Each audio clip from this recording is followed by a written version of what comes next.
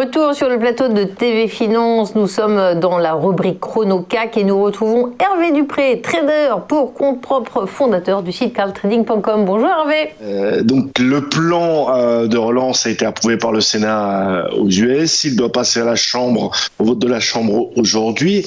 En attendant, le marché a pricé très positivement la news. On est à plus qu'à quelques encablures du gap. L'objectif du report du range précédent a été atteint hier. Donc là, pour ce matin, j'envisage plutôt une phase de consolidation, de temporisation avant de s'attaquer au gros morceau qu'est le gap au-dessus de 945. Donc mes points d'intervention pour aujourd'hui se situeront, le haut de range pour moi ce matin serait 935, 945 et le bas 871, 883. Je pense qu'on va naviguer dans ces écarts de prix-là ce matin en attendant la confirmation du vote de la Chambre. Côté news, nous avons le PIB annuel, l'emploi à 11 heures.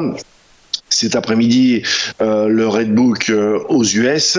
Quoi qu'il en soit, on a depuis quand même le 9 novembre, je le rappelle, suite à l'impulsion de l'arrivée du vaccin de Pfizer, nous n'avons pas fait réellement grand-chose.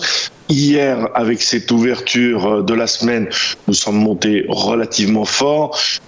Aujourd'hui, une petite phase de latéralisation, consolidation me semble légitime, sans remettre en cause la tendance. En revanche, reprendre cette tendance en continuation devient de plus en plus compliqué au fur et à mesure qu'on s'approche de résistance. Mais cependant, le gap pré-Covid n'est toujours pas comblé et reste un objectif à moyen terme. Est-ce que ce sera cette semaine ou non?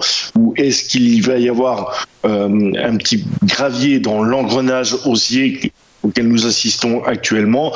Les perspectives sont là, le printemps arrive, on sent une reprise, tout le monde est plutôt orienté de manière positive, mais à un moment donné, la vague des résultats du premier trimestre étant passée, on verra le deuxième trimestre. Je suis pas persuadé que les résultats soient monstrueusement bons.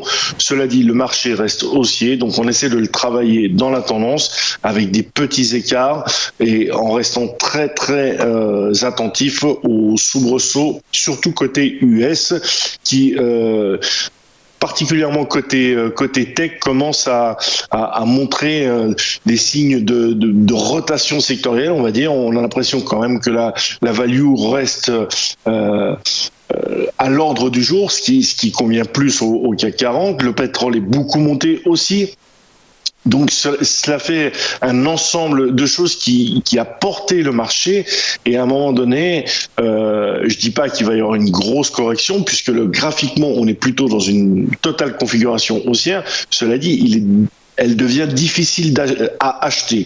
Donc on reste sur les achats sur repli avec des stops relativement courts et des niveaux d'invalidation que l'on remonte au fur et à mesure. Pour l'instant, je stopperai toute stratégie achat sous les 5800 grosso modo. Donc on en est loin, on ouvre à 5903, 5900. Donc on continue de travailler ces petits ranges d'accumulation. Et l'objectif final reste le gap pré-Covid. Merci beaucoup Hervé Dupré pour cet éclairage. Dans un instant, on passe à la séquence des Market Movers avec Mathieu Driol.